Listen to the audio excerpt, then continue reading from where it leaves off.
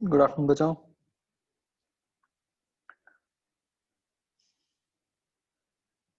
हाँ, एक सेकंड बच्चों, मैं वो खोल रहा हूँ बूस्टर जो आपको बोला था करने को। सबने कर लिया वो रीड बच्चों?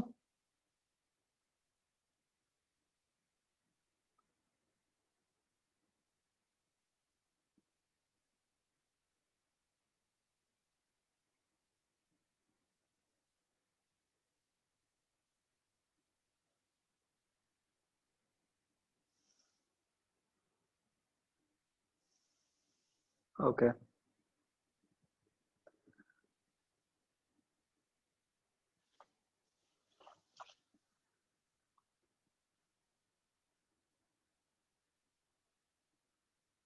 हाँ बच्चों, ये बताओ बच्चों मुझे, इसमें कोई डाउट?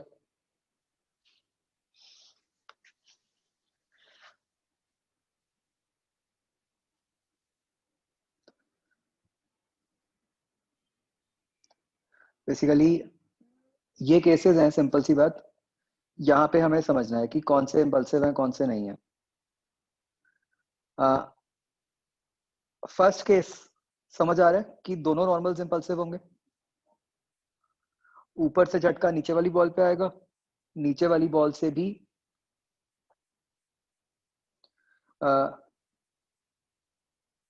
ग्राउंड पे झटका आएगा। राइट? फर्स्ट वाला केस क्लियर है सबको?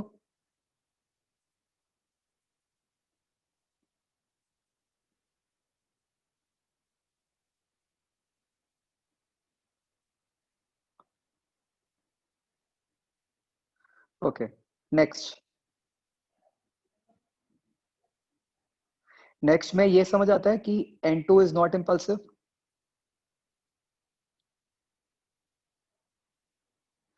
क्योंकि जिस तरीके से कोलाइड कर रहे हैं N2 तो कम हो रहा है ना? इम्पल्सिव कब होता है? जब बड़े ज्यादा हो।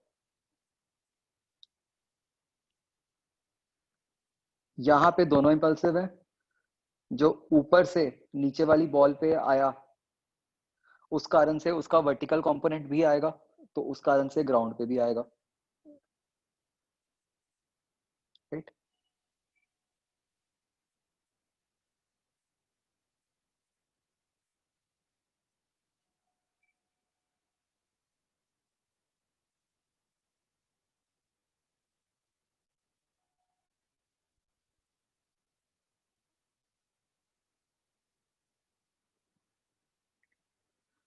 बच्चों ये जो है इम्पल्सिव फ्रिक्शन, इसमें थोड़ा सा गलत लिखा हुआ है।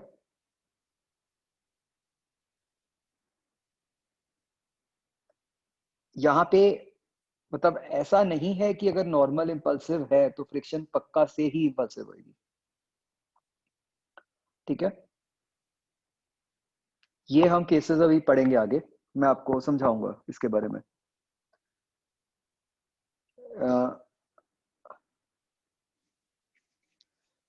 इट्स नॉट नेसेसरी कि फ्रिक्शन हमेशा ही इम्पल्सिव हो। ओके,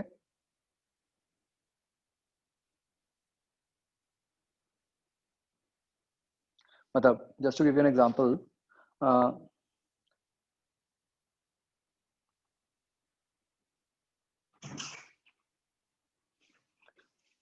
रफ सरफेस है, आपने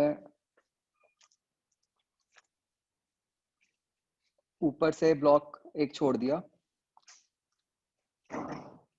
ठीक है, दिस इज रफ। आपने इसको इस तरह से छोड़ा। बताओ इस केस में नॉर्मल रिएक्शन इम्पल्सिव होगा या नहीं होगा?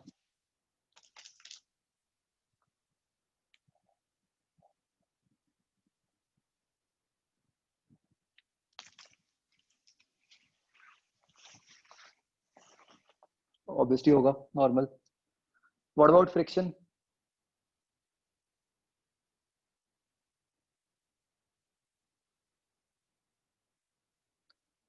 फ्रिक्शन इम्पल्सिव होगी या नहीं होगी?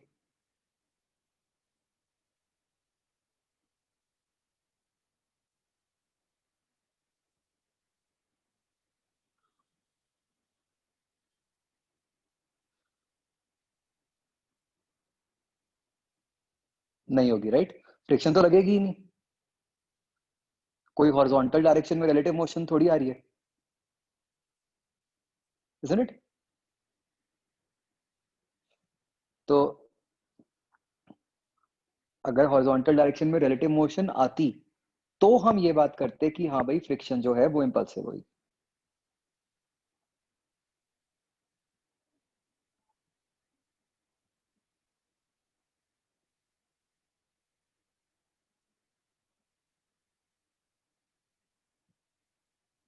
हाँ, मैं वही कह रहा हूँ कि डायग्राम 1 में जिस तरह से बना हुआ है, यहाँ पे फ्रिक्शन इम्पल्सिव नहीं होगी।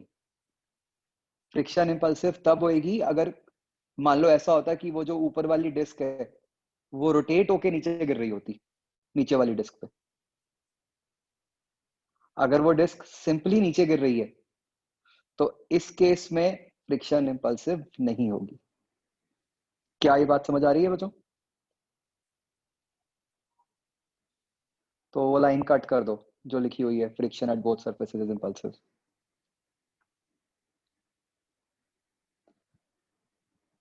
सिमिलरली जो इसके नीचे वाली लाइन है वो भी कट कर दो, ये भी गलत लिखी हुई है।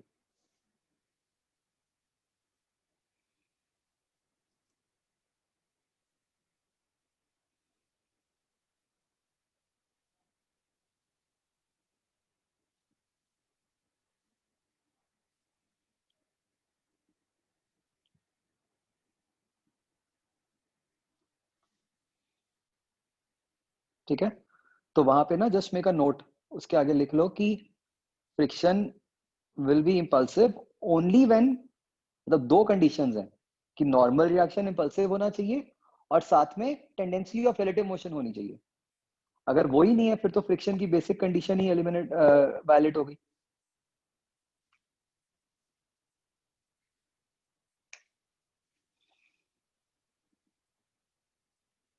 ठीक है, so make a note over here.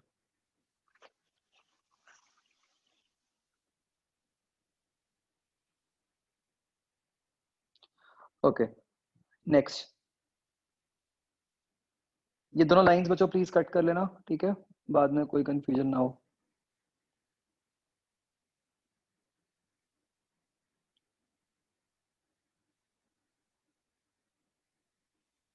First तुम इस केस की बात कर रहे हो, इसमें नॉर्मल का कंपोनेंट तो आएगा वर्टिकल में, बट वो क्या कर रहा है, वो n2 को कम कर रहा है ना। इम्पल्सिव किसको कहते हैं हम, जो बढ़ाता है, जो सडनली बढ़ जाती है वैल्यू। यहाँ तो n2 कम हो रहा है।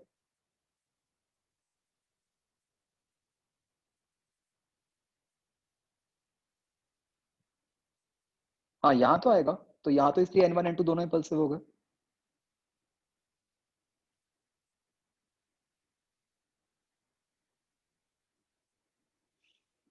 n3 इम्पल्सिव होगा, यस,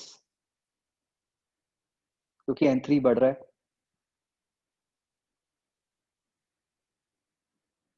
ओके, अब इम्पल्सिव टेंशन में क्या होगा, बेसिकली इम्पल्सिव टेंशन कब आएगी, जब ऐसी सिचुएशन क्रिएट हो रही हो जहां पे थ्रेड में झटका आ रहा हो, राइट, थ्रेड खिंच रहा हो। अगर तो थ्रेड दब रहा है, मतलब कंप्रेस हो रहा है, तब तो टेंशन खत्म हो रही है, तो अगेन इम्पल्स का मतलब ही नहीं बनता। इम्पल्स कब आएगी, जब उसकी टेंशन एकदम बढ़ रही हो, जब थ्रेड की लेंथ एक झटके से बढ़ने लगी हो, राइट। तो आप देखो, अब ये फिगर्स देखो, अगर ए वाला केस है तो हम देख सकते हैं कि जो बड़ी बॉल है उसकी नीचे जाने की टेंडेंसी आएगी, तो थ्रेड खिंचेगा, तो इसलिए इम्पल्सिव हुई टेंशन। जो बी वाला केस है उस केस में हॉरिजॉन्टली स्ट्राइक कर रही है बॉल, तो टेंशन को कोई फर्क नहीं पड़ रहा, तो इसलिए वो टेंशन नॉन इम्पल्सिव है। जो सी वाला केस है उस केस में क्या हो रहा है, टेंशन की कम होने की टेंडेंसी बन रही है, राइट। तो अगर टेंशन की कम होने की टेंडेंसी बन रही है तो इसका मतलब सी वाला केस भी नॉन इम्पल्सिव हो गया। बताओ बच्चों, ये क्लियर हो गया सबको?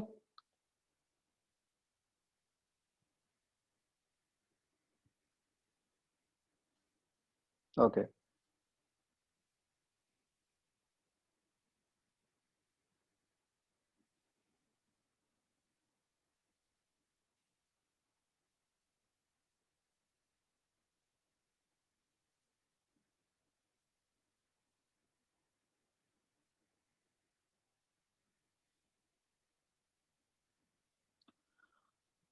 वो जो मेरी आज रोहित सर से बात हो रही थी, वो नोटेबिलिटी ऐप यूज करते हैं, है ना इस पे?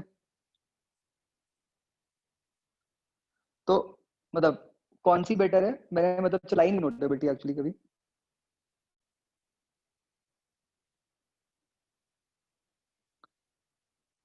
वन नोट वर्सेस नोटेबिलिटी आपको देखने में क्या लगा? मतलब मुद्दे की बात, उसमें टेक्स्ट रिकॉग्निशन है क्या?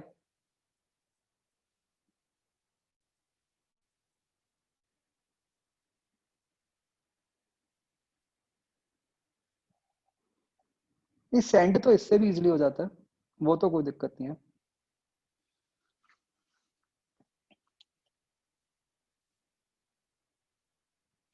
इसमें स्ट्रेट लाइन नहीं बनती शेप्स में, बाकी तो ठीक है।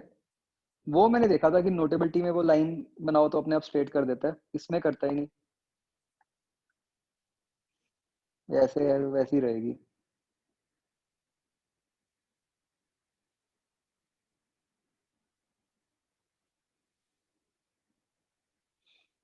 कुछ तो होता है, हाँ, कई बार कर देता है, जैसे वो मैं एरो बना रहा होता हूँ तब कर देता है वो। हाँ, ये देखो।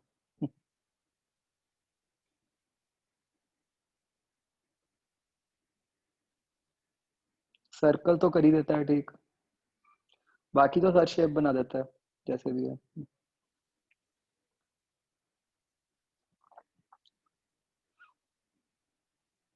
चलो। आ, तो लास्ट टाइम बच्चों हमने समझा था इम्पल्स मोमेंटम थ्योरम। मैं बहुत ही ब्रॉडली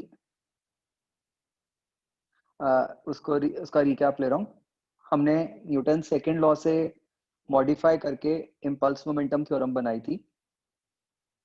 अब हमें ये समझना था कि भाई इम्पल्स मोमेंटम, तो हमने इम्पल्स को डिफाइन कर दिया, हमने मोमेंटम को डिफाइन कर दिया।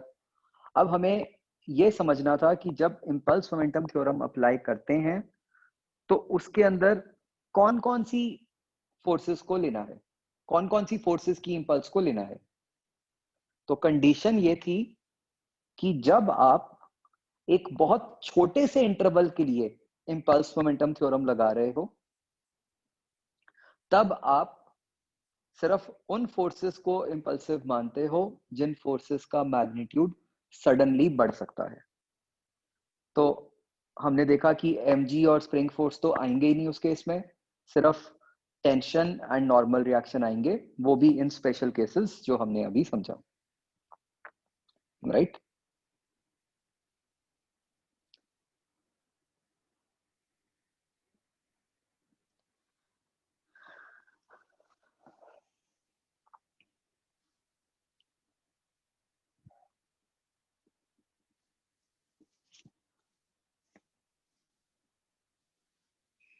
तो हमने वो पूरा एग्जांपल भी लिया था बॉल के रिबाउंड करने वाला, जिसमें हम समझ गए थे कि प्रैक्टिकली उसमें जो रोल रहेगा वो नॉर्मल रिएक्शन वाले इंपल्स का ही रहेगा, दूसरी फोर्स का कोई रोल नहीं आएगा।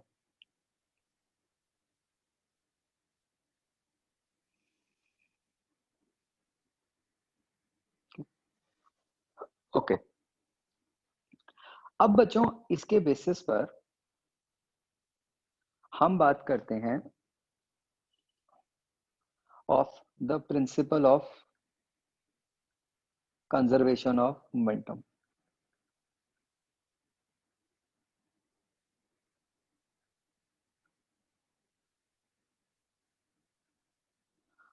तो भाई सिंपली, सिंस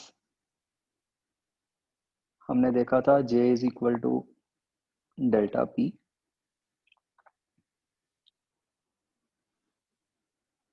एक बच्चों बात का ध्यान रखना है, ठीक है? एक बहुत इंपॉर्टेंट बात,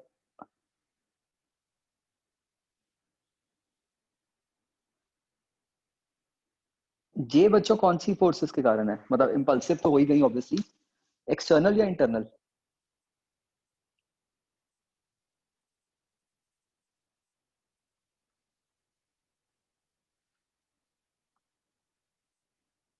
एक्सटर्नल।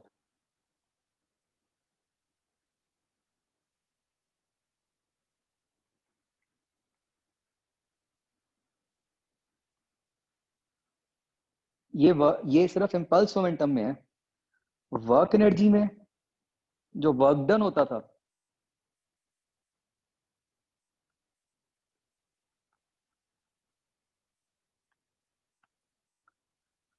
वर्क किसके कारण होता है? इंटरनल या एक्सटर्नल?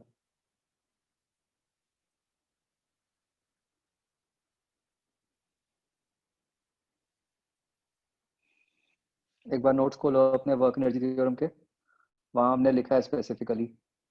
बताओ वर्क डन कौन सी फोर्सेस के कारण होता है?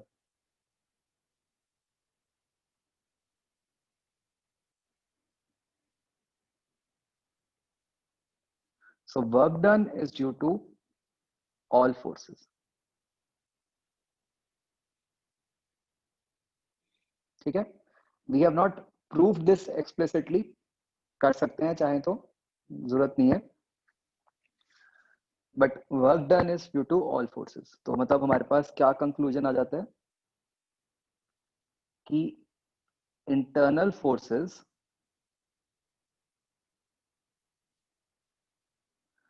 कैन चेंज, बहुत इंपॉर्टेंट है रिजल्ट। तो internal forces can change kinetic energy of system but not momentum.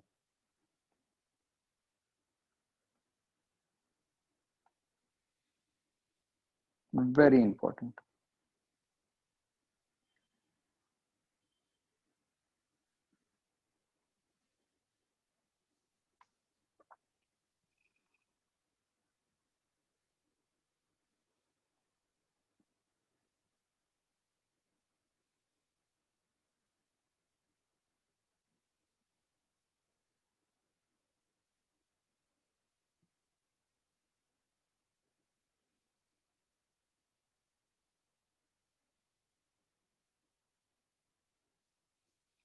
तो सिस्टम तो हम जैसे मर्जी बना सकते हैं, जैसे हमने बात की थी, कोई भी कलेक्शन ऑफ बॉडीज, तो उसके ऊपर जो अंदर से फोर्स लग रही है वो इंटरनल हो गई, जो बाहर से लग रही है वो एक्सटर्नल होगी।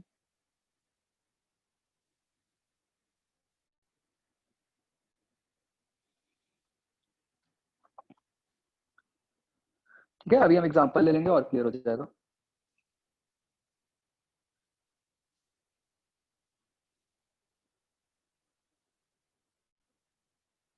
तो बच्चों इसका मैं एक एग्जांपल देता हूँ आपको, थोड़ा सा थॉट प्रोसेस बनेगा। जैसे एक बॉम्ब एक्सप्लोजन है,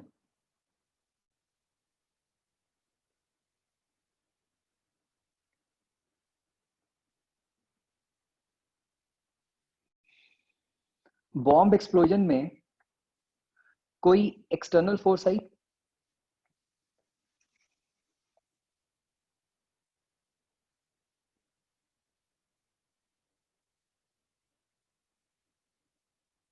थोड़ा सा और इसको मतलब क्लियर कर लेते हैं, ताकि ऐसी ग्राउंड से कंफ्यूजन ना हो। मान लो रॉकेट था, हवा में जाके फट गया, ठीक है, ग्राउंड का चक्कर ही हटा दो, मतलब बॉम्ब हवा में एक्सप्लोड कर रहा है, ठीक है, तो there is no external force.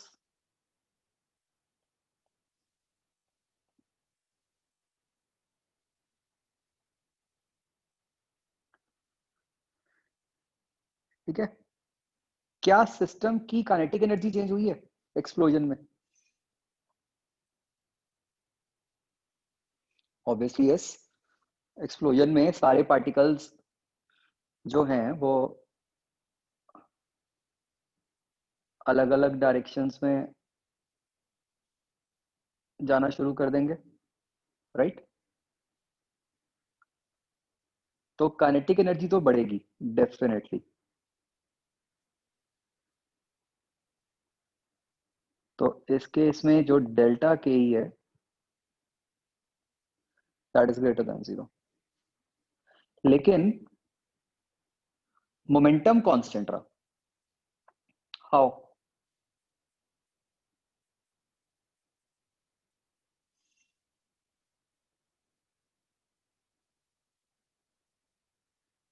जब आप सारे पार्टिकल्स का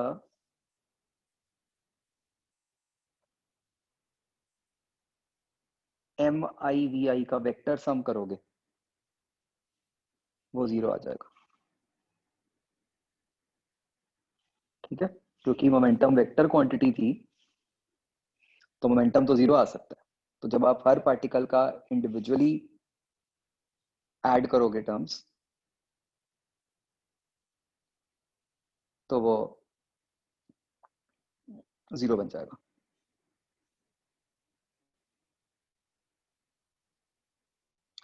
ठीक है जी, क्लियर हो गया बिल्कुल कैसे दोनों काम करते हैं।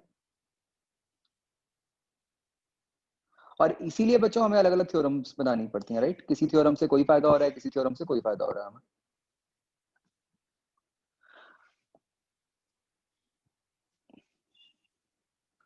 तो भाई अब हमारी जो ये कंजर्वेशन ऑफ मोमेंटम का प्रिंसिपल है ये क्या कहता है कि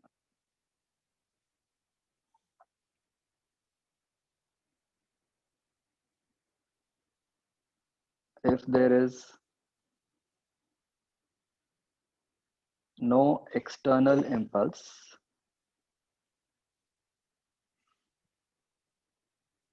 प्लीज रिमेंबर यहाँ इम्पल्स है, राइट? फोर्स नहीं है। अब हमें बिल्कुल क्लियर हो गया है कहाँ पे फोर्स होती है, कहाँ इम्पल्स होती है।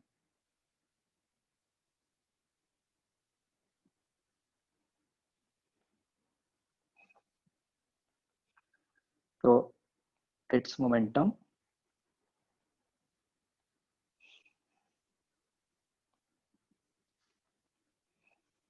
Remains conserve. ठीक है,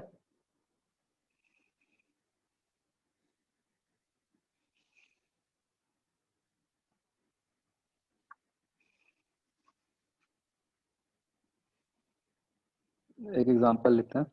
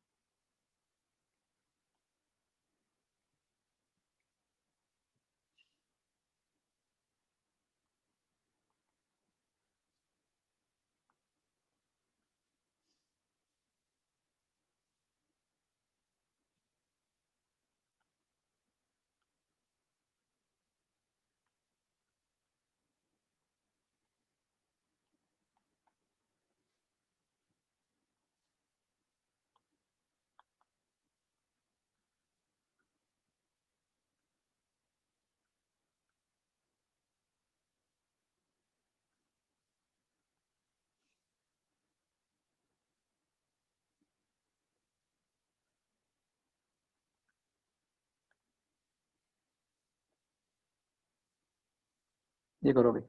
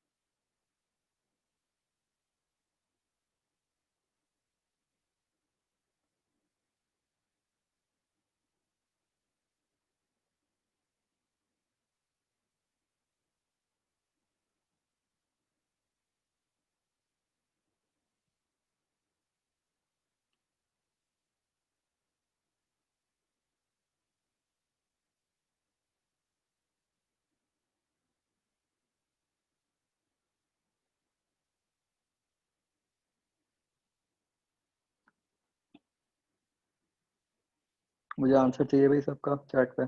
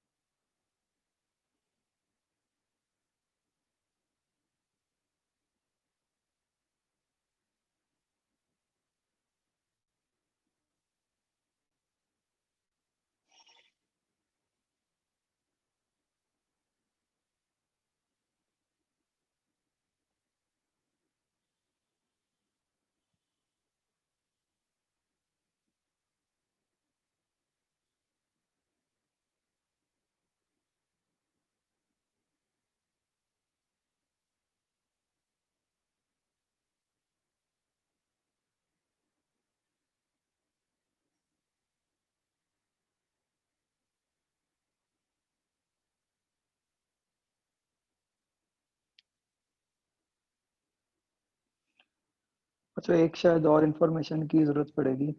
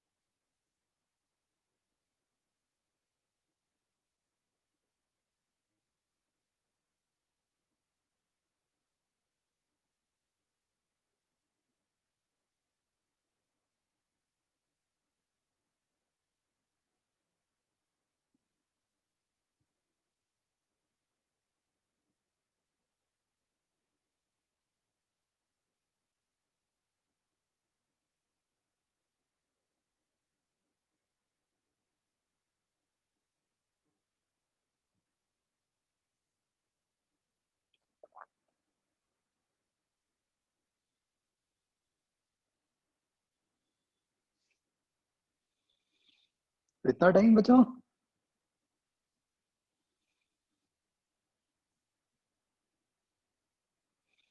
मैंने सीधा टफ दे दिया क्या क्वेश्चन?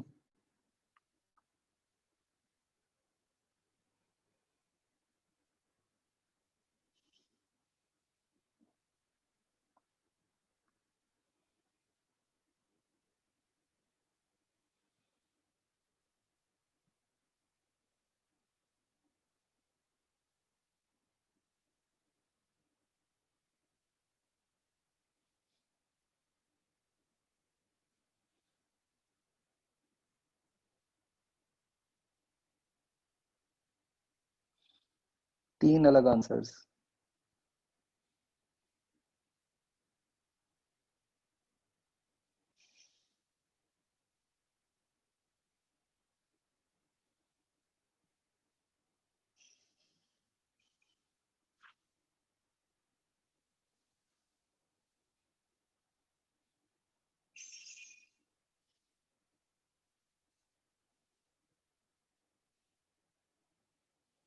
4 अलग आंसर्स।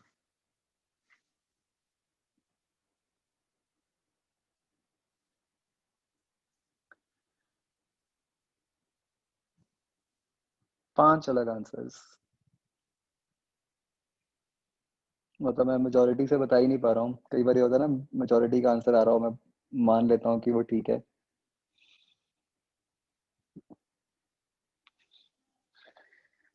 आज नहीं कर पा रहा मैं ये।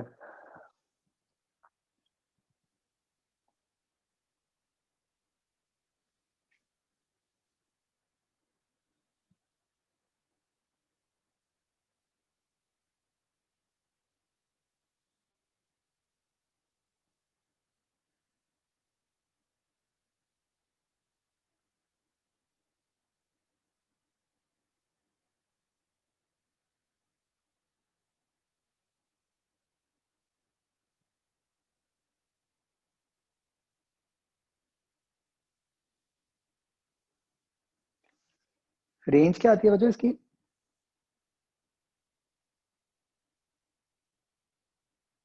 नॉर्मल प्रोजेक्टाइल की इस केस में रेंज क्या आती है?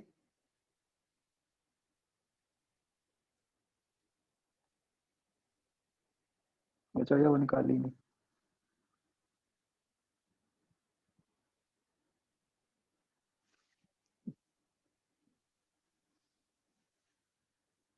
20√3 बनती है रेंज।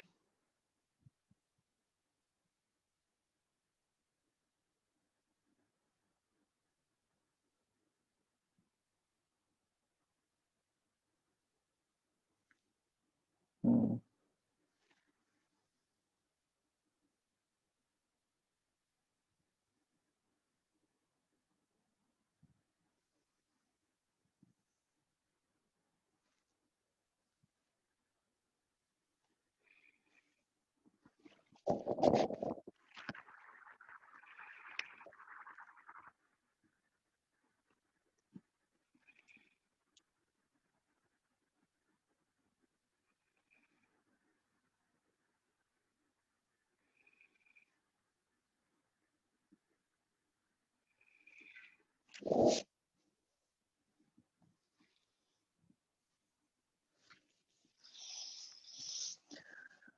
निकालो भाई।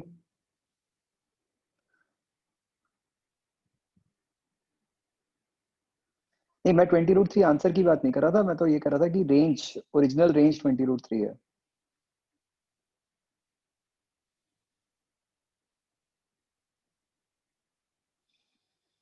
बाकी लोग कहाँ हैं भैया आपके आंसर्स? आशीष।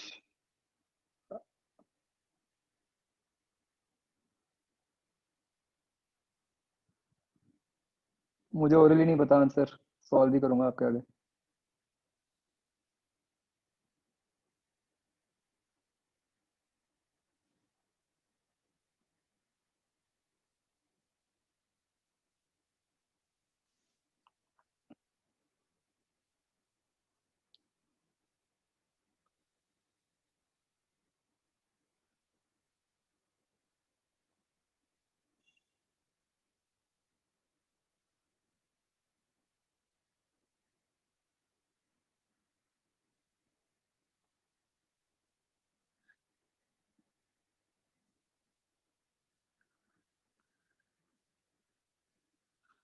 नहीं भाई, ये तो होगा ही नहीं कि आप कैसे सॉल्व कर लिया आपने।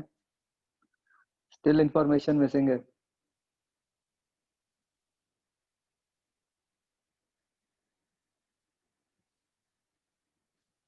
आ, अभी तक जिसने भी किया सबका गलत है। ये हो ही नहीं सकता था इतनी इंफॉर्मेशन से।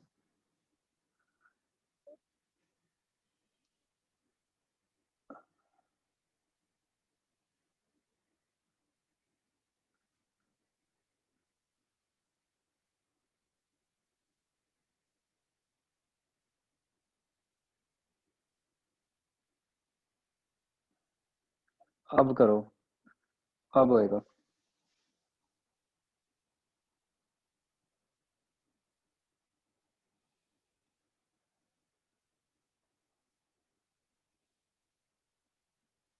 जो मैंने लिखा है assumption, कि ये अज्यूम करो कि हेवियर जो मास है वो पहले वाले पाथ पे ही मूव करता रहता है।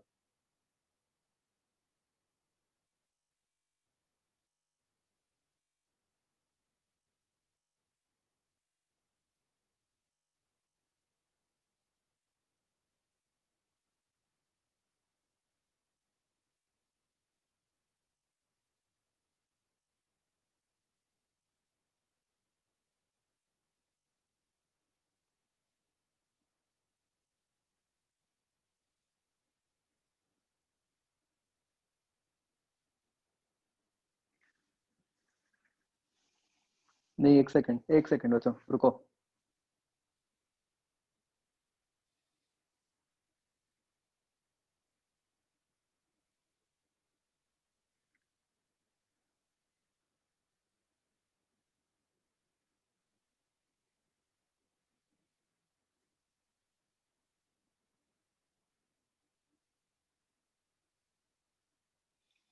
अभी जो मैंने लिखा है ये भी गलत है। इससे तो कुछ होएगा ही नहीं।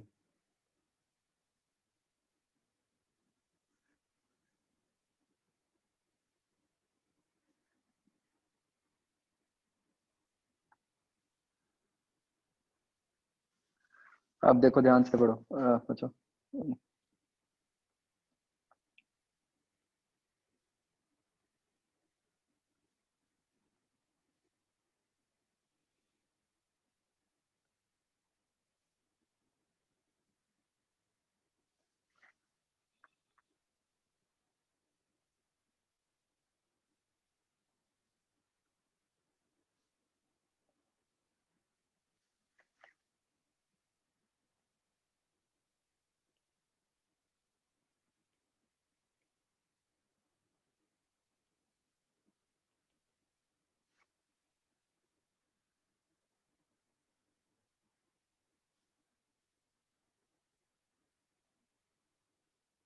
हाँ जी, अब करो।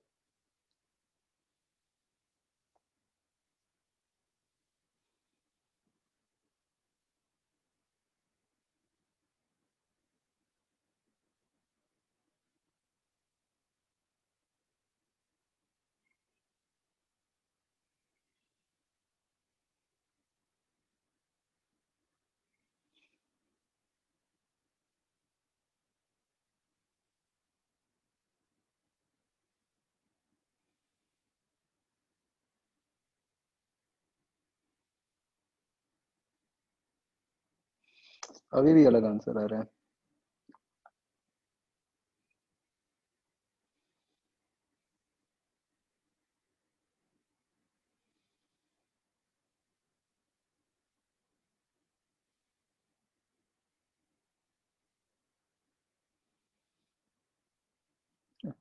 अब दो दो आंसर्स हैं।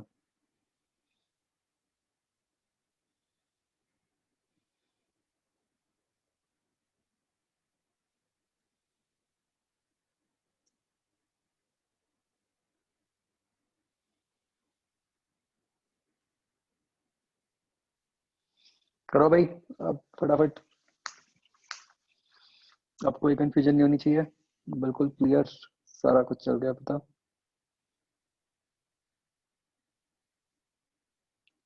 सही, तुम आपस में कोई गेम खेल रहे हो क्या अब तीन तीन सही हो गए हैं।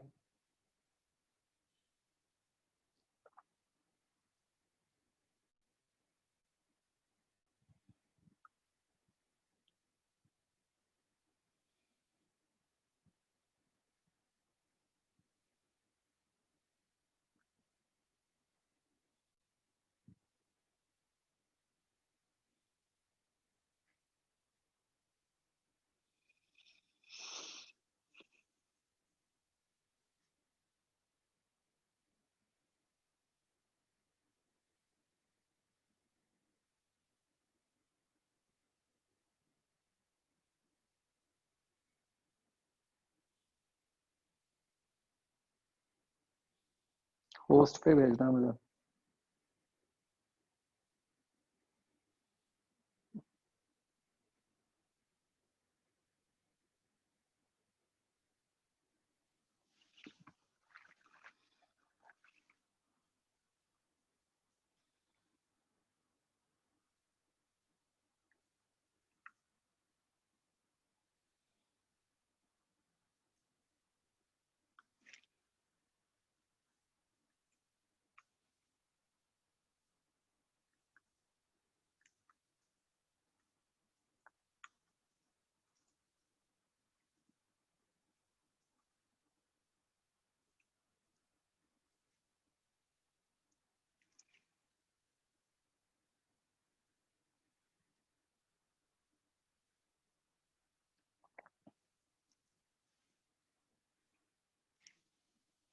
जो डबल द ओरिजिनल वेलोसिटी लिखा है वो मतलब एक्सप्लोजन से जस्ट पहले वाली, मतलब हाईएस्ट पॉइंट वाली।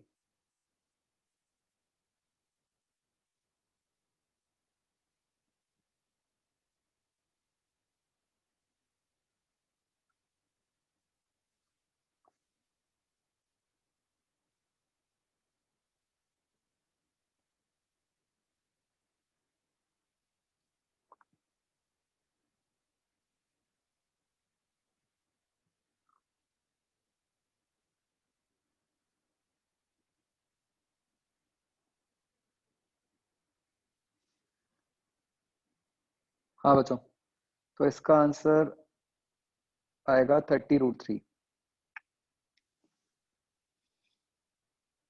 आप में से कुछ लोगों ने 60√3 निकाला हुआ था, या पता नहीं 50√3 भी था। तो क्या सिचुएशन है?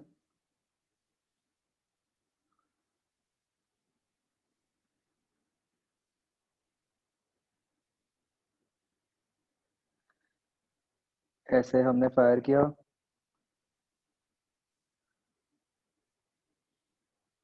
ट्वेंटी से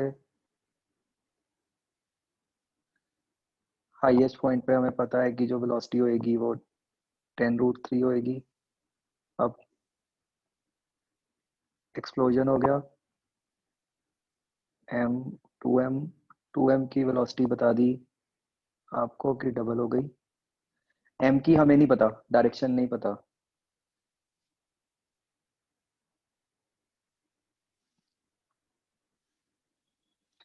तो मान लो मैं एम की वेलोसिटी वी मान लेता हूँ। तो अगर मैं बॉल को सिस्टम मानते हुए,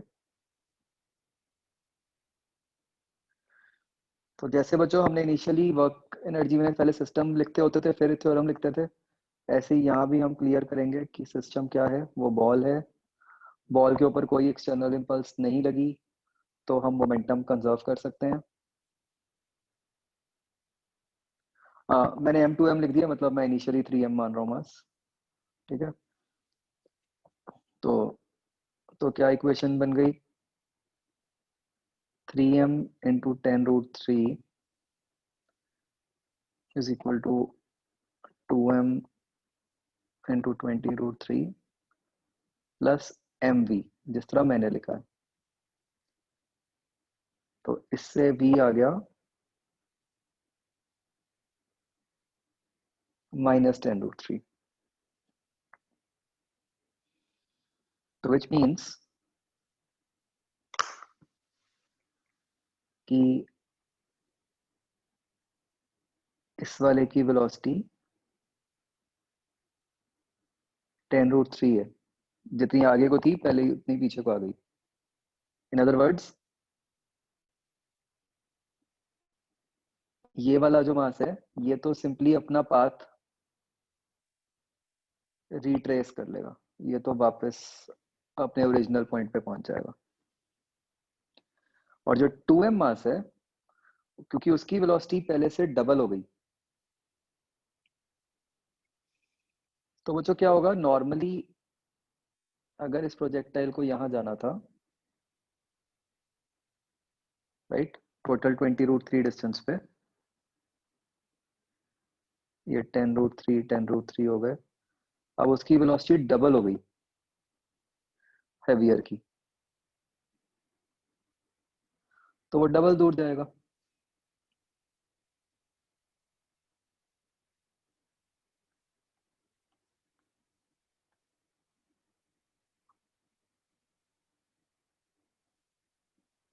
तो इसलिए जो टोटल डिस्टेंस है उनके बीच में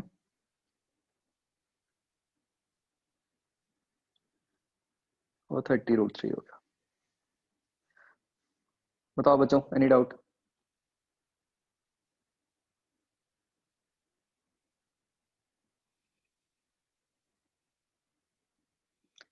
ठीक है, क्लियर है सबको?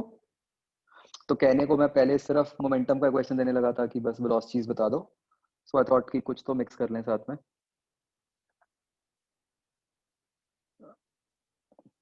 राइट?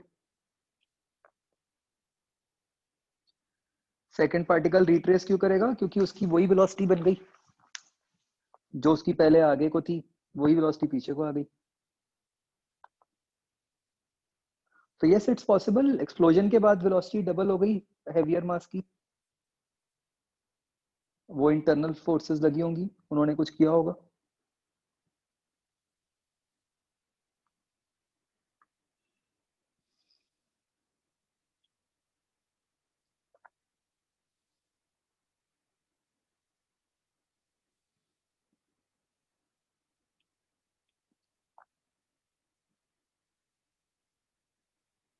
नहीं, आई मीन कौन सी वाली वेलोसिटी? वो वेलोसिटी जो कोलिजन के जस्ट पहले थी।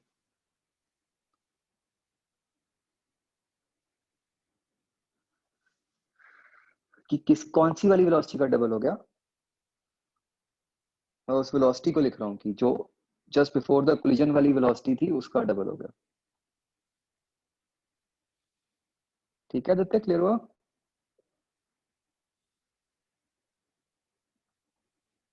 ओके, चलो।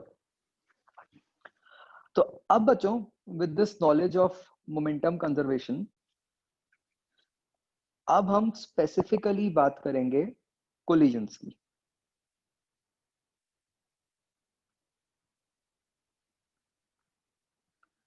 एंड इसके अंदर हम प्रेजेंटली 1D कोलिजन्स की बात करेंगे, फिर हम ग्रेजुअली 2D कोलिजन्स पे जाएंगे।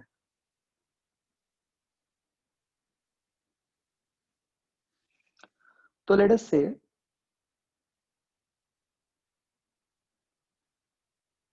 एक स्मूथ हॉरिजॉन्टल सरफेस पे एक मास m1 है which is moving with velocity u1।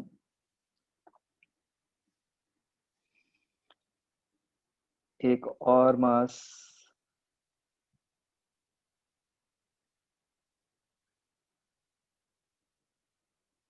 m2 है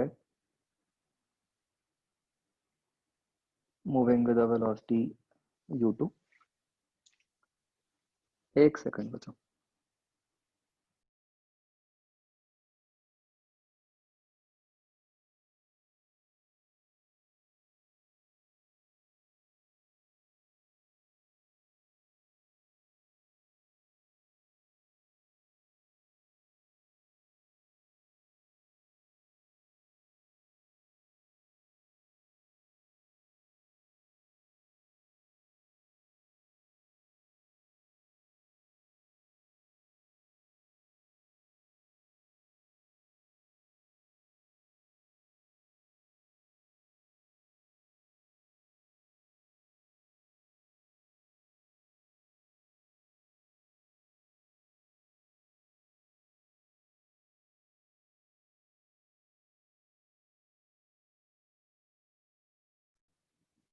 हाँ जी, तो ये है initial situation.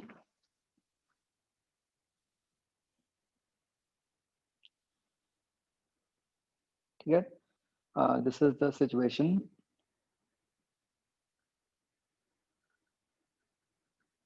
Before the collision. तो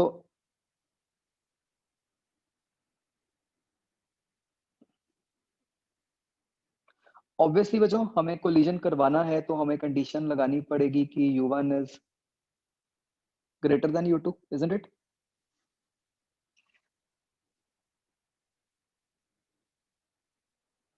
तो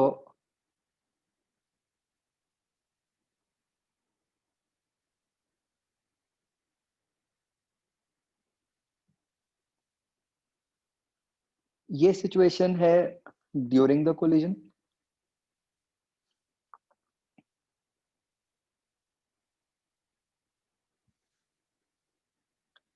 ठीक है, और फिर उसके बाद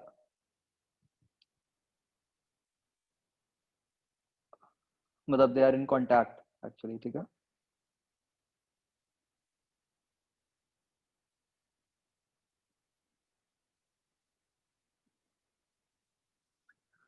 फिर उसके बाद वो सेपरेट आउट हो गए।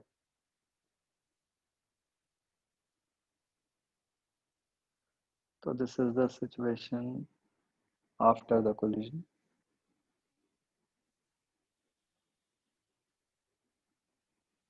तो मान लेते हैं आफ्टर कोलिजन जो वेलोसिटीज है वो v1 एंड v2 हो गई। तो आप जो देख सकते हो मैंने जानबूझ के सिचुएशन ऐसी ली है जहां पे सारा कुछ 1D में ही हो रहा है। ठीक है, 1D पहले x डायरेक्शन में ही वेलोसिटीज थी, जो टकराने पर इम्पल्स लगी एक दूसरे के कारण, वो भी x डायरेक्शन में ही है, राइट। और जो अगेन जो उससे फाइनल वेलोसिटीज आ गई वो भी हमारी x में ही है। तो सारा कुछ हम 1D में ले रहे हैं।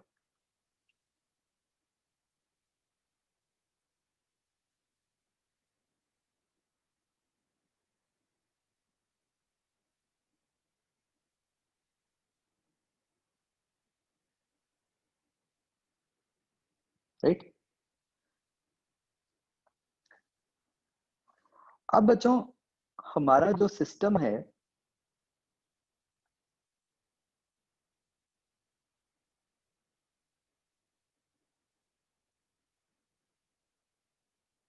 वो ये है।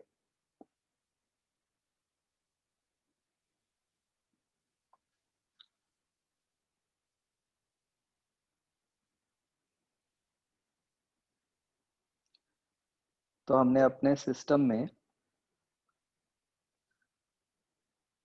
M1 और M2 ब्लॉक्स लिए। ठीक है, तो इसका मतलब जो उन दोनों पे आपस में कोई इम्पल्स लगेगी वो इम्पल्सिव होगी, सॉरी वो इंटरनल होगी।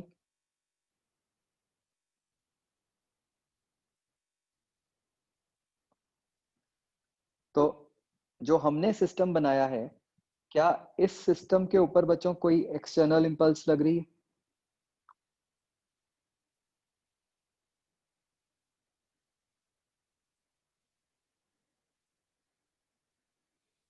नहीं लग रही, राइट। तो अगर इस सिस्टम के ऊपर कोई एक्सटर्नल इम्पल्स नहीं है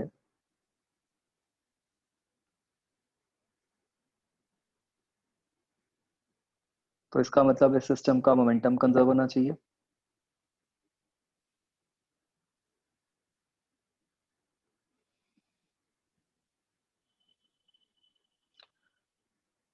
तो उससे हमारे पास क्या बन गया, m1u1 plus m2u2 is equal to m1v1 plus m2v2, right.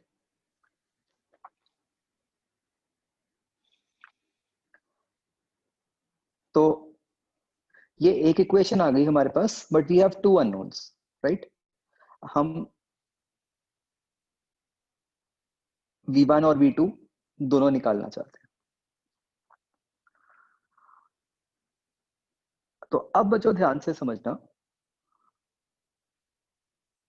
कोई भी कोलिजन में दो कंडीशंस लगती हैं। एक कंडीशन तो होती है मोमेंटम की। ठीक है, तो मोमेंटम हम देख सकते हैं कि मोमेंटम तो हमेशा कंजर्व होगा ही होगा। ओके,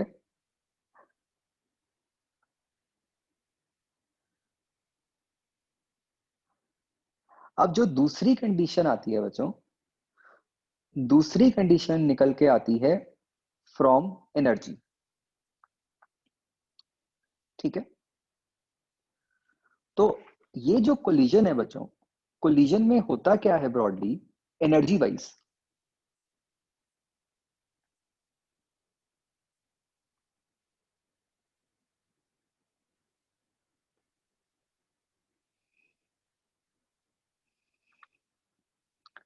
इनिशियली जो हमारा सिस्टम है,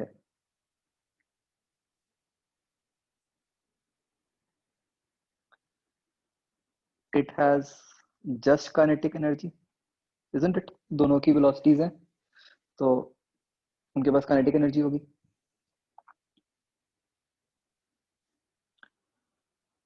जब बच्चों दोनों बॉडीज कांटेक्ट में आती हैं, ठीक है, कुछ एक छोटा सा टाइम इंटरवल होगा जब दोनों बॉडीज कांटेक्ट में होंगी।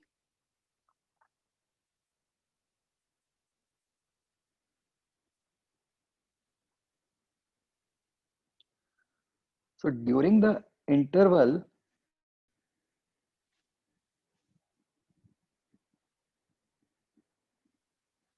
when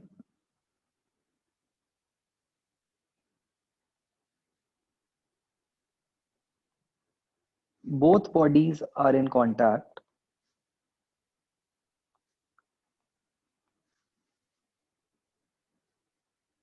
a portion of kinetic energy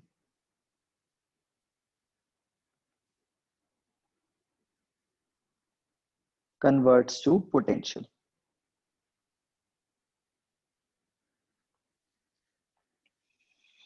तो मतलब ये जो मैंने बीच वाला सिचुएशन बनाई है बच्चों, इसमें क्या होता है कि प्रेजेंटली ओरिजिनली सिस्टम के पास सिर्फ काइनेटिक है,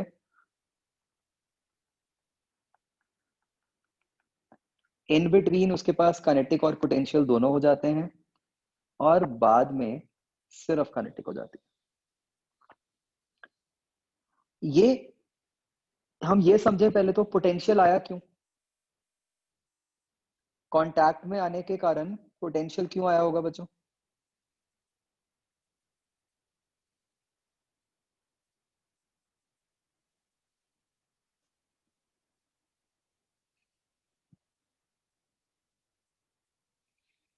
बताओ भाई, एनीवन?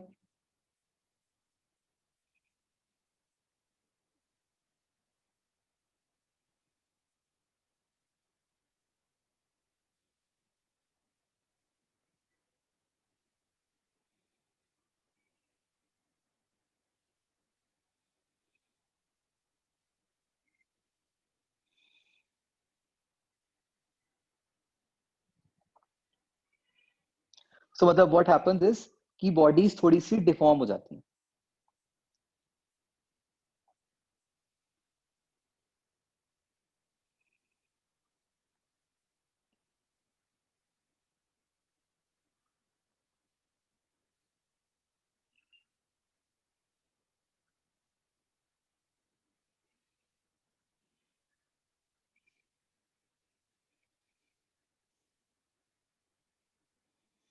ठीक है जी, तो मतलब ये जो पोटेंशियल एनर्जी है वो कहाँ गई है? इन डिफॉर्मेशन। और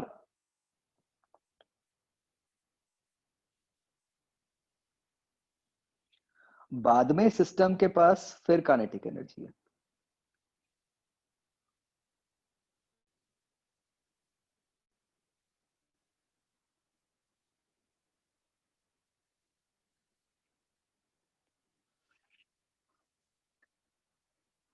तो बच्चों, डिपेंडिंग अपॉन कि बॉडीज का मटेरियल कैसा था, ये जो प्रोसेस हो रहा है, इसमें ऐसा हो सकता है कि जो फाइनल काइनेटिक एनर्जी हो वो इनिशियल के इक्वल हो, और ऐसा भी हो सकता है कि जो फाइनल काइनेटिक एनर्जी है वो इनिशियल काइनेटिक एनर्जी से कम हो। ठीक है, तो जैसे फॉर एग्जांपल भाई कार की टक्कर हुई, डेंट पड़ गया, राइट, तो वहां डिफॉर्मेशन परमानेंटली रह गई, तो इसका मतलब कुछ ना कुछ तो एनर्जी लॉस हो गया हमारा, मतलब मतलब फाइनली हमारे को सारी की सारी एनर्जी काइनेटिक में नहीं मिलेगी। तो डिपेंडिंग ऑन कि नेचर ऑफ मटेरियल कैसा है बॉडीज का,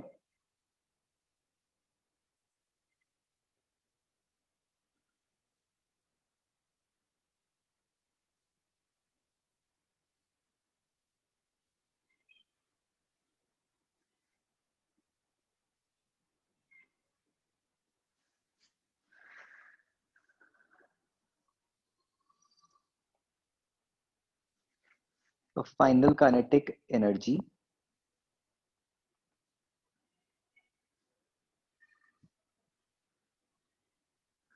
कैन बी इक्वल टू और लेस देन द,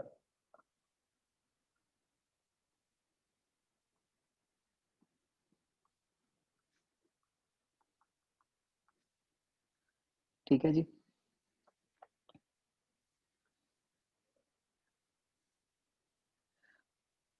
तो बच्चों, चाहे कोई भी केस हो, चाहे फाइनली काइनेटिक एनर्जी सेम रहे, चाहे फाइनली काइनेटिक एनर्जी पहले से कम हो जाए, क्या मैं ये कह सकता हूं कि काइनेटिक एनर्जी कंजर्व्ड है?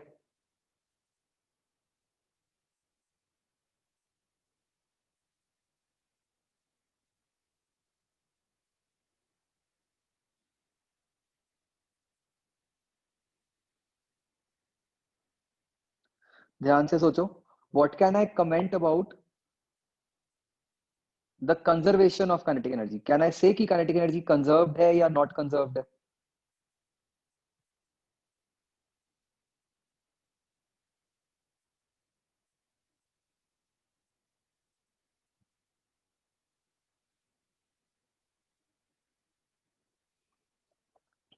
ऊपर वाले प्रोसेस को देखो ध्यान से।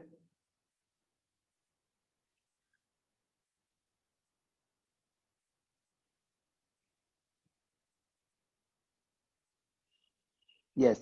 So what we can say is that kinetic energy is not conserved.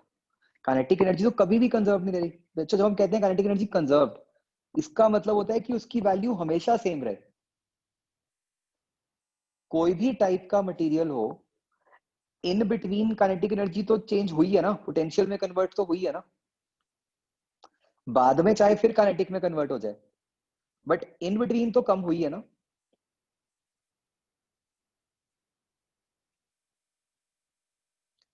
क्या ये बात समझ आ रही है? तो एक बात तो पक्का है कि kinetic energy is not conserved. तो बच्चों ध्यान से समझो, ये कहना कि final kinetic energy is equal to initial kinetic energy, वो पॉसिबल है, बट ये कहना कि काइनेटिक एनर्जी कंजर्व्ड है, ये गलत है। क्या ये बात समझ आ रही है?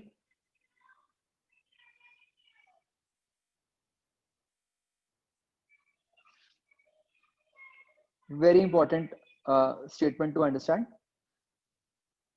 Please take 2 minutes to process और मुझे बताओ।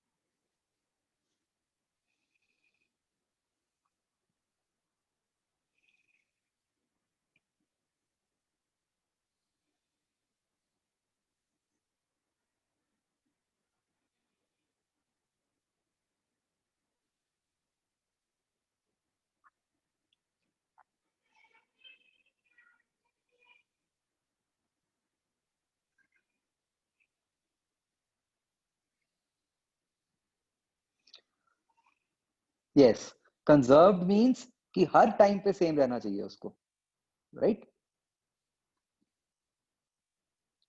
तो बच्चों एक हमारे पास एक बड़ी सही सी स्टेटमेंट आ गई कि in any collision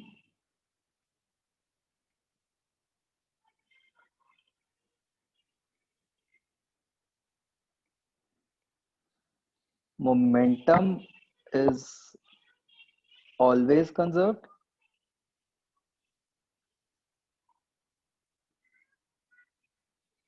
kinetic energy is never conserved, right? Very interesting.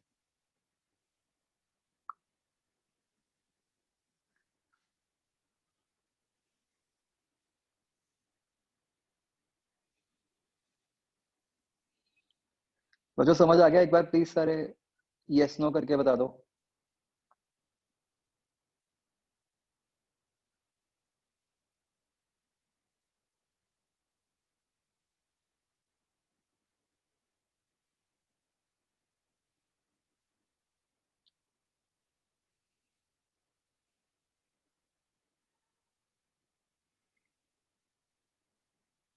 Aditya ने नहीं किया यस, बस बाकी सब ने कर दिया।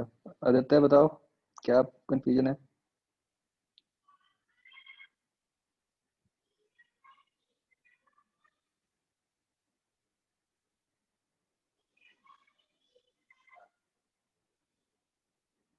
आदित्य गर्ग कहाँ पे हो?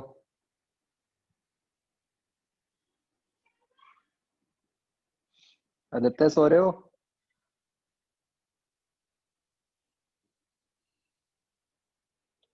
ये गायब है कहीं।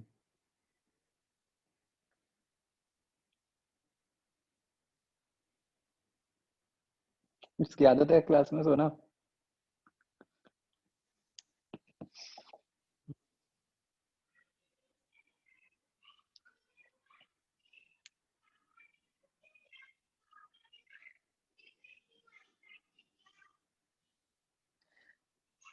No, deformation is not an outcome of potential energy. मतलब इंटरलिंक्ड है दोनों। मतलब अगर डिफॉर्मेशन होएगी तो कुछ ना कुछ एनर्जी तो जाएगी ना उस डिफॉर्मेशन में।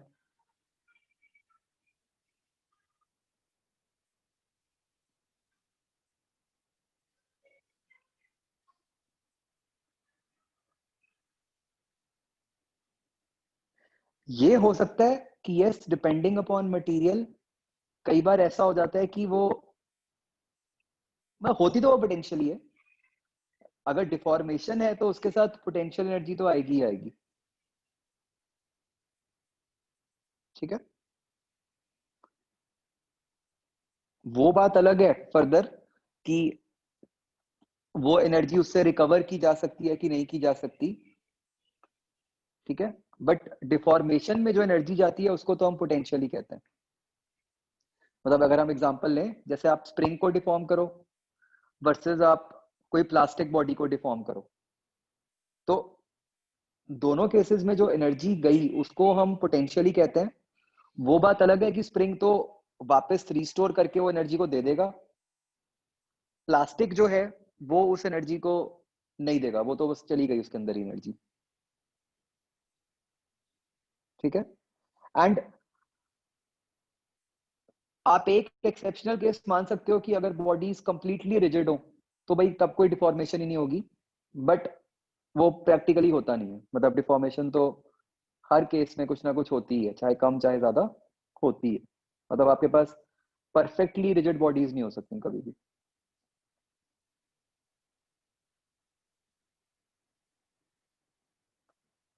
हाँ आदित्य, अब जागे, सो रहे थे पहले?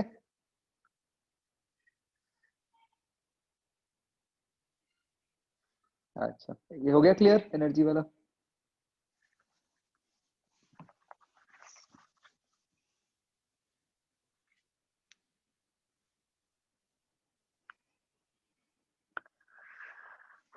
क्या चीज है आदित्य, बताओ।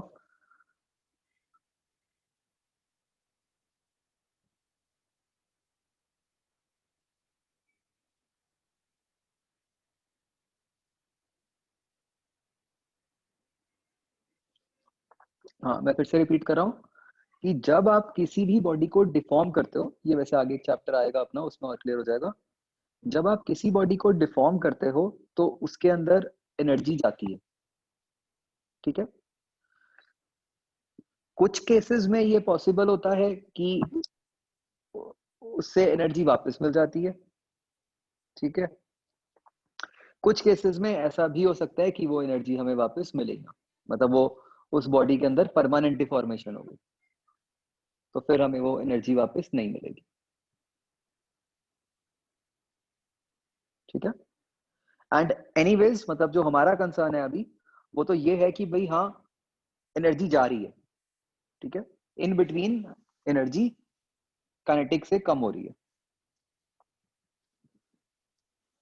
तो बेस्ड अपॉन दिस बच्चों कि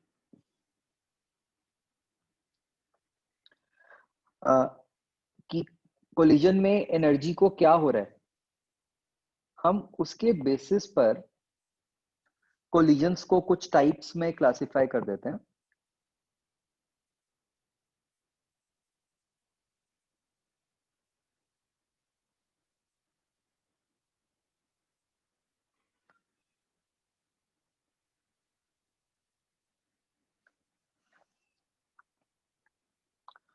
So there are three types.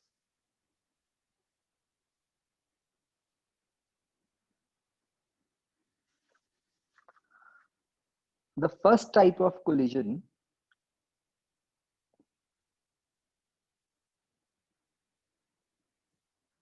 is known as elastic collision.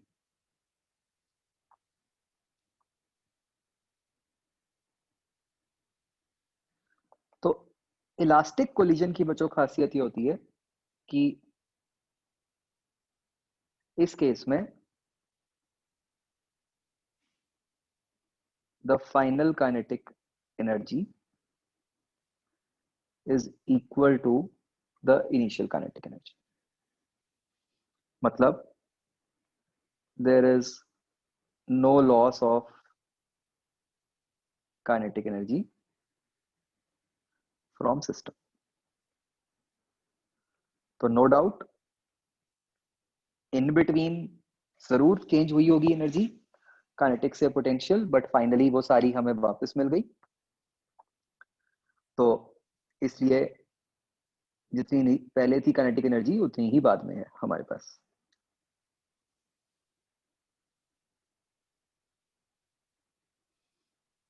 ठीक है जी।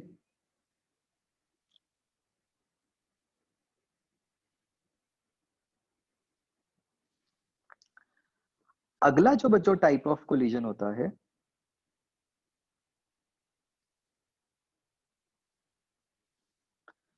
उसको हम कहते हैं एज इनइलास्टिक कोलिजन।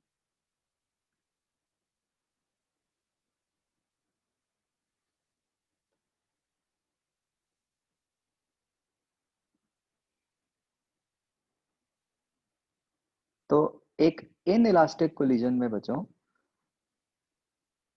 जो फाइनल काइनेटिक एनर्जी है that is less than the initial kinetic energy.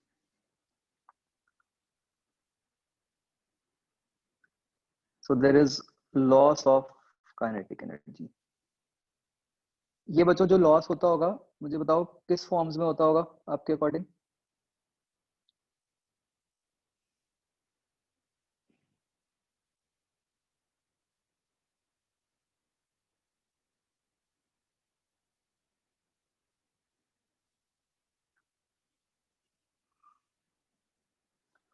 So this can be in the form of heat, this can be in the form of sound, this can be in the form of deformation only, कि deformation ही रह गई कोई permanent, भाई car में dent आ गया।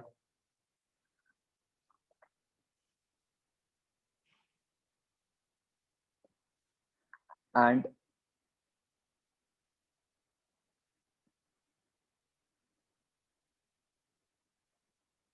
this can be in the form of light also. How in the form of light?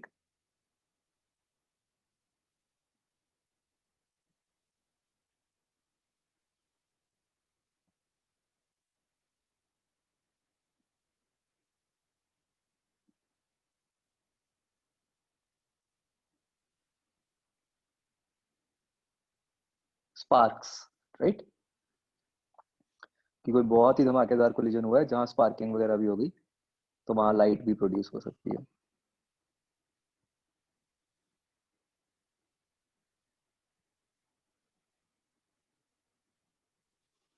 ठीक है जी।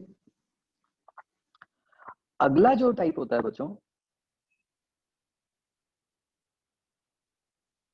उसको हम कहते हैं एज परफेक्टली इनइलास्टिक कोलिजन।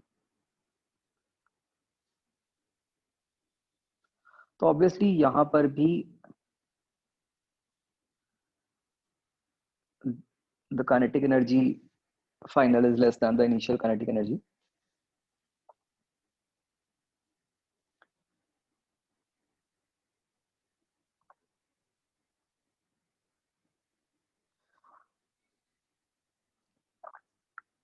अब यहाँ पे कंडीशन ये है, मतलब ये फिर सेकंड और थर्ड में फर्क क्या है?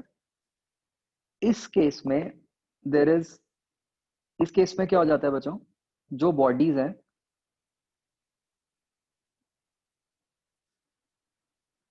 They stick together after collision.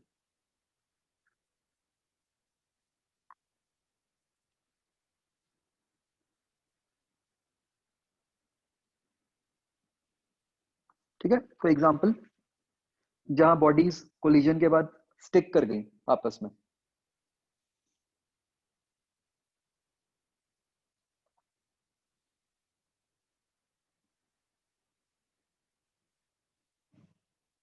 नहीं मैग्नेट नहीं लेना, मतलब मैग्नेट में तो एक्सटर्नल फोर्सेस और इन्वॉल्व हो गई ना। नहीं, आइस क्यूब में भी दूसरी फोर्सेस आ जाएंगी। हमने ऐसा केस लेना है जहां पे और किसी टाइप की फोर्स नहीं आ रही। So yes, one example can be कि आपने वुडन ब्लॉक के अंदर एक बुलेट को फायर किया, ठीक है, तो वो बुलेट जो है वो बाद में वुडन ब्लॉक के अंदर ही रह गया। तो yes, this can be one example.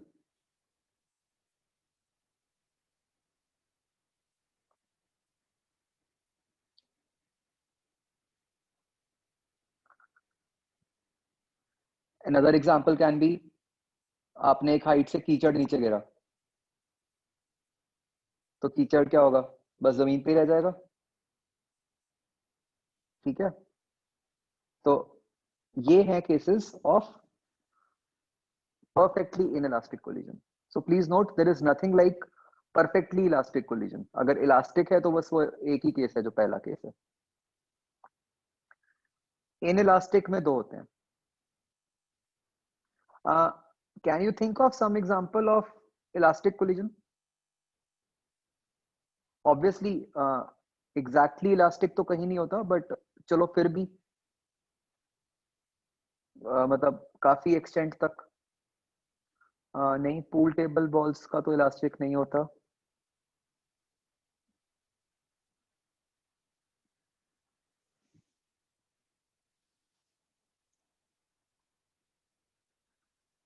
नहीं, आप ऐसे सोचो ना, जब आप दीवार पे एक बॉल मारते हो और वो रिबाउंड करती है, तो आपको आवाज सुनाई देती है, तो इसका मतलब वहां एनर्जी लॉस तो हो रहा है।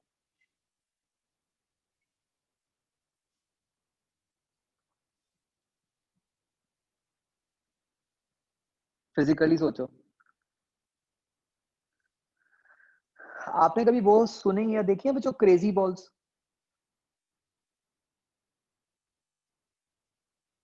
राइट, तो अगेन 100% तो नहीं है वो, बट क्रेजी बॉल में क्या होता था बच्चों, कि आप उसको एक बार गिरा दो तो वो बहुत देर तक रिबाउंड करती रहती है ना?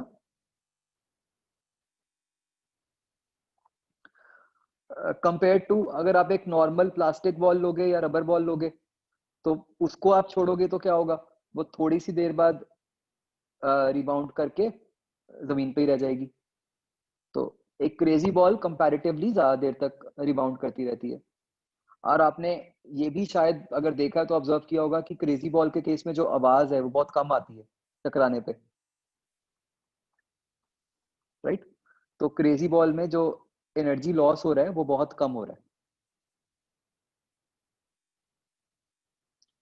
है।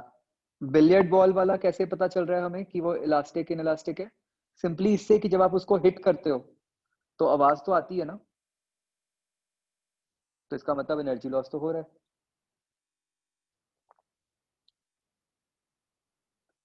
राइट? और कोई तरीका तो हमारे पास एनीवेज नहीं है बताने का, क्योंकि हमें और तो कुछ पता नहीं कंडीशन। तो हम तो सिर्फ इसके बेसिस पे बता रहे हैं अभी कि भाई जहां तो कोई आवाज या हीट हमें पता ही है कि प्रोड्यूस हो रही है, तो मतलब भैया वो तो हो ही नहीं सकता इलास्टिक, है ना? दूसरे केस में तो फिर कुछ चांस है।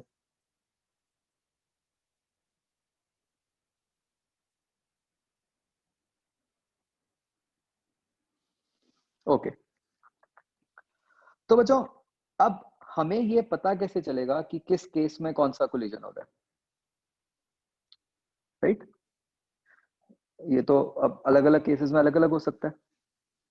तो ये जो टाइप ऑफ कोलिजन है इसको डिटरमिन किया जाता है बाय अ प्रॉपर्टी।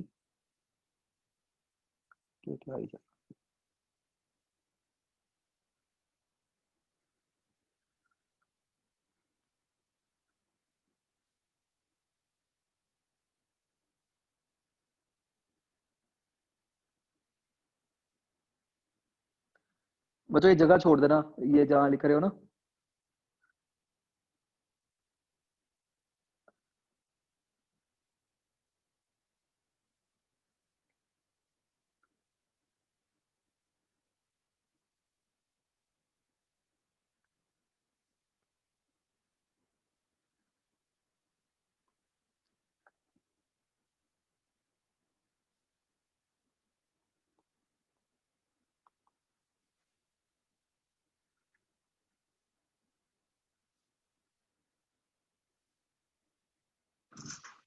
मतलब अराउंड 4 लाइन्स।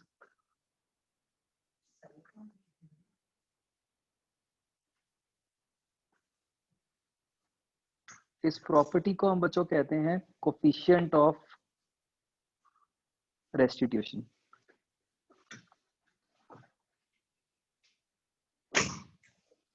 ठीक है, तो ऑब्वियसली हमने, आपको याद होगा एक कोफिशिएंट पहले भी पढ़ा हुआ है ना? कौन सा था वो?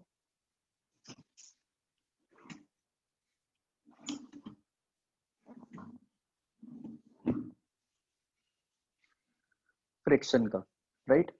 तो जैसे कोफिशिएंट ऑफ फ्रिक्शन डिपेंड करता था सरफेसेस पे,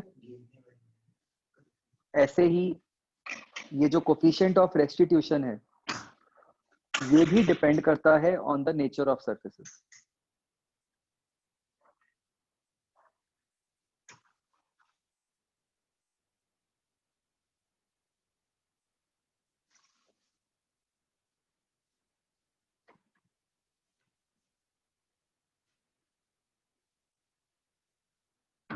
तो ऑब्वियसली हम नहीं निकाल सकते इसको, ये एक्सपेरिमेंटली ही निकलता है।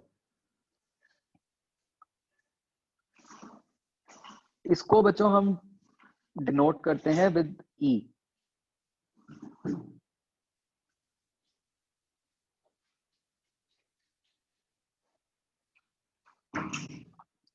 एंड जिस भी तरीके से ये डिफाइंड है या जो है, इट सो टर्न्स आउट कि ये जो कोफिशिएंट ऑफ रेस्टिट्यूशन है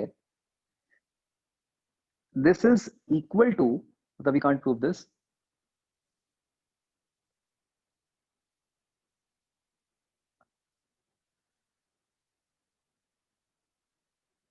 ये ध्यान से देखना बच्चों।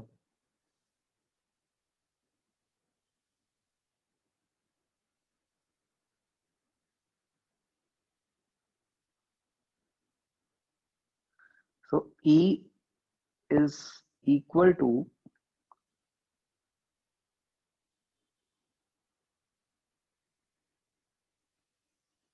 mod of Virel separation upon Virel approach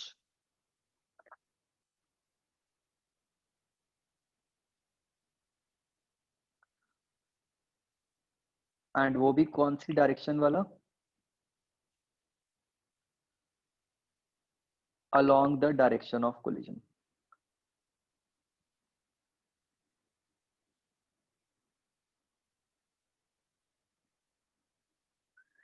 अभी तो खैर डायरेक्शन का पंगा पड़ेगा ही नहीं क्योंकि हम 1D में ही बात कर रहे हैं, बट 2D के टाइम पे इसकी एग्जैक्ट डायरेक्शन की जरूरत पड़ेगी।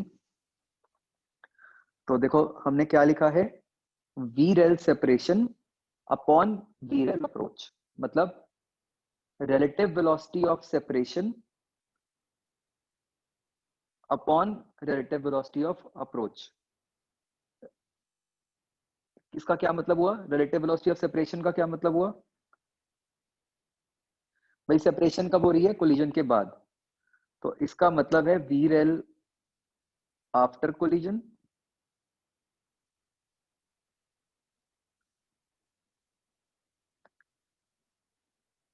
अपॉन VREL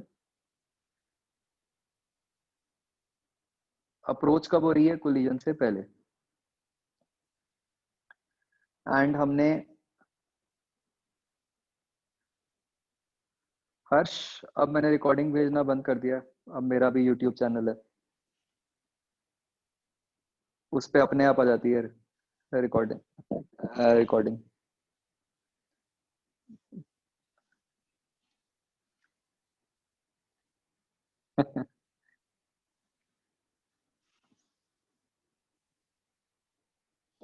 तो आप उसको लाइक शेयर सब्सक्राइब कर दिया करो।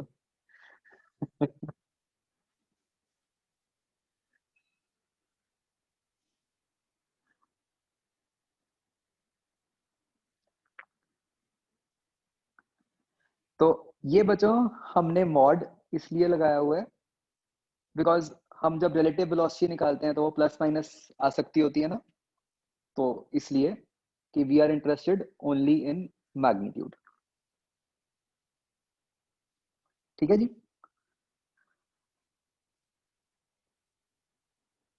तो मतलब जो हमने बनाया था उसके हिसाब से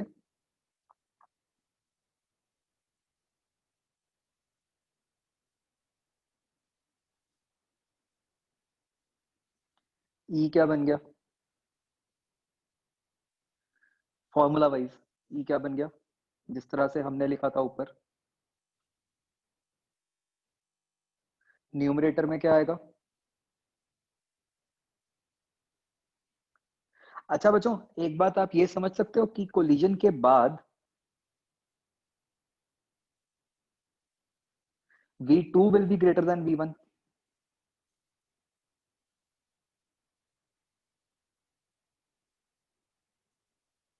जस्ट थिंक।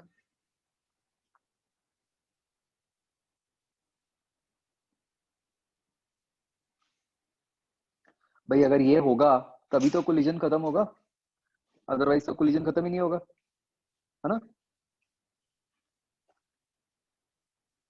तो मुझे बताओ हमारे ई वाले फॉर्मूला में न्यूमरेटर में क्या आएगा? कोलिजन के बाद वाली रिलेटिव वेलोसिटी क्या हुई?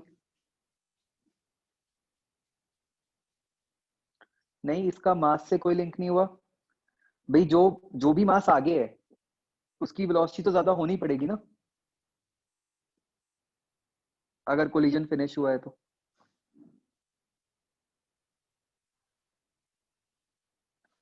राइट। तो ये हम देख सकते हैं कि ऊपर आएगा V2 माइनस V1।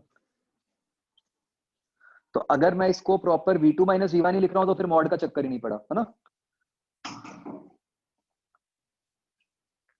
क्योंकि V2 पता है हमें V1 से बड़ा ही होगा। और न्यूमरेटर में क्या आएगा बच्चों? कोलिजन से पहले की रिलेटिव वेलोसिटी।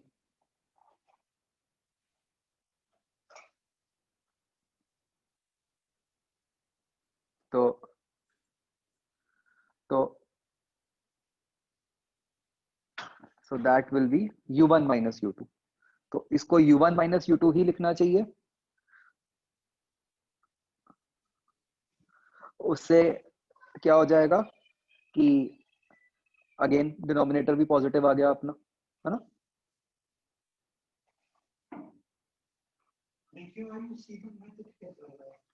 तो बच्चों वी विल प्रेफर कि हम ऐसे ही लिखें इसको, ठीक है, मतलब हम मॉड के चक्कर में ही ना पड़े, बिकॉज क्या होगा जब आप बाद में ई की, आपको ऐसे क्वेश्चंस मिलेंगे जहां पे आपको ई गिवन होगा और आपको V1 V2 में से कुछ निकालना है, फिर अगर आप मॉड लगा के सॉल्व करोगे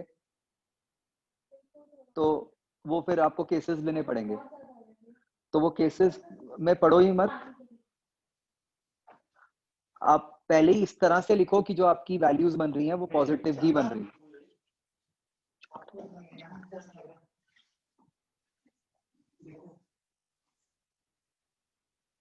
तो अगर आपने प्रॉपरली लिखा है, आपने सिचुएशन देख के लिखा है और समझा है कि कौन सी वेलोसिटी प्लस ज्यादा है,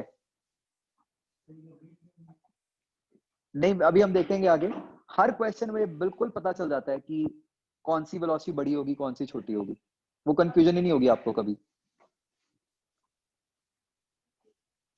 ठीक है।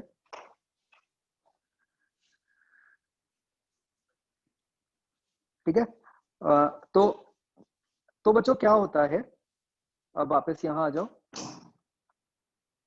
एक इलास्टिक कोलिजन के लिए ई की वैल्यू 1 होती है, तो आप बच्चों आज ये ना घर पे चेक भी करोगे, आप देखोगे कि अगर आप के ई फाइनल इक्वल टू के ई इनिशियल पुट कर दोगे, उससे जो कंडीशन बनेगी, और अगर आप ये जो नीचे वाला एक्सप्रेशन है इसको इक्वल टू 1 पुट कर दोगे, दोनों केसेस में सेम ही कंडीशन बनती है, ठीक है।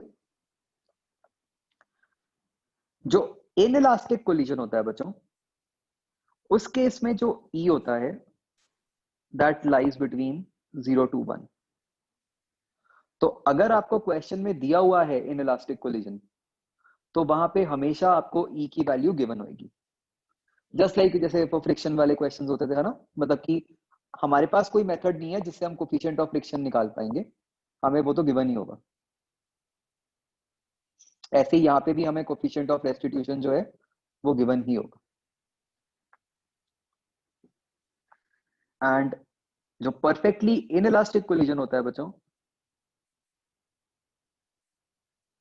यहां पे ई 0 होता है, तो आप देख सकते हो कि अगर ई 0 होगा तो इस वाले एक्सप्रेशन में देखो V2 माइनस V1 0 हो जाएगा, राइट, तो V1 V2 इक्वल होने ही चाहिए अगर बाद में दोनों बॉडी स्टिक कर दें।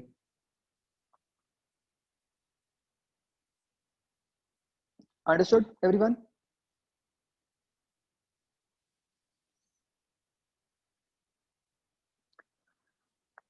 सो इन शॉर्ट, कोई भी कोलिजन में दो कंडीशंस चाहिए होंगी आपको, एक कंडीशन आपके पास आएगी मोमेंटम कंजर्वेशन से, दूसरी कंडीशन आपके पास आएगी ई से, ठीक है। हम बच्चों हमेशा ई यूज करेंगे, हम काइनेटिक एनर्जी वाला यूज ही नहीं करेंगे कभी, बिकॉज आप सोच सकते हो कि काइनेटिक एनर्जी कंजर्वेशन अगर लगाओगे तो वो स्क्वायर्स में टर्म्स बन जाएंगी, half m v square types terms बनेंगी, जबकि ई वाली जो इक्वेशन है वो लीनियर इक्वेशन बनेगी, इजंट इट?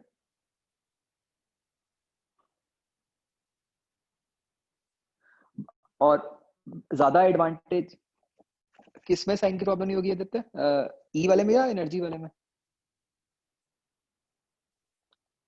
हाँ, बट वो आपको अभी लग रहा है इसमें भी नहीं कभी होगी साइन की प्रॉब्लम, ई वाले में।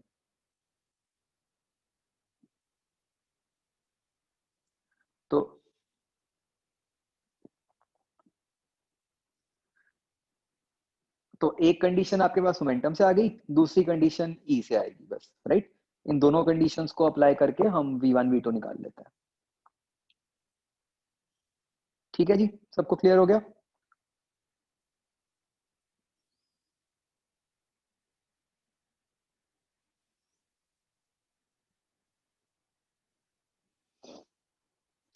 ओके,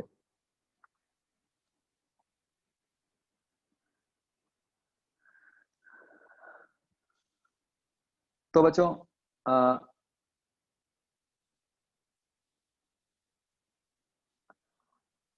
ये आपका मेंस और नीट लेवल तक चैप्टर खत्म हो गया अपना, work energy level, work energy power वाला। ठीक है, अब जो आगे हम करेंगे वो थोड़ा सा एडवांस लेवल है for IIT and Olympiads.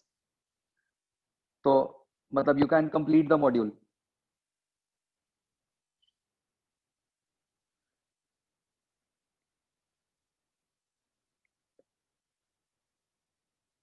So now you can complete exercises 0, 1, 2 of the module. Exercise 3A की जो क्वेश्चंस है वो मैं अभी आपको बताऊंगा। ठीक है,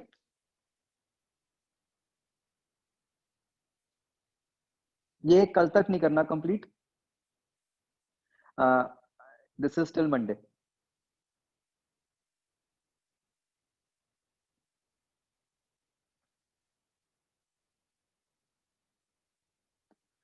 ठीक है जी,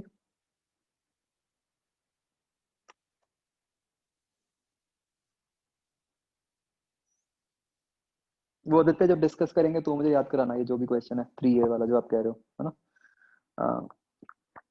बाकी जो 3A के भी क्वेश्चंस करने हैं वो मैं आपको भी मैसेज करूंगा। ओके,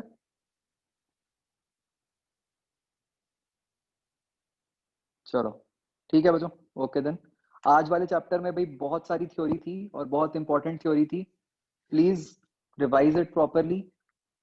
ठीक है, एटलीस्ट 3 बार पढ़ना है आपने सारा कुछ जो मैंने बताया। ठीक है, चलो, ओके बच्चों, बाय।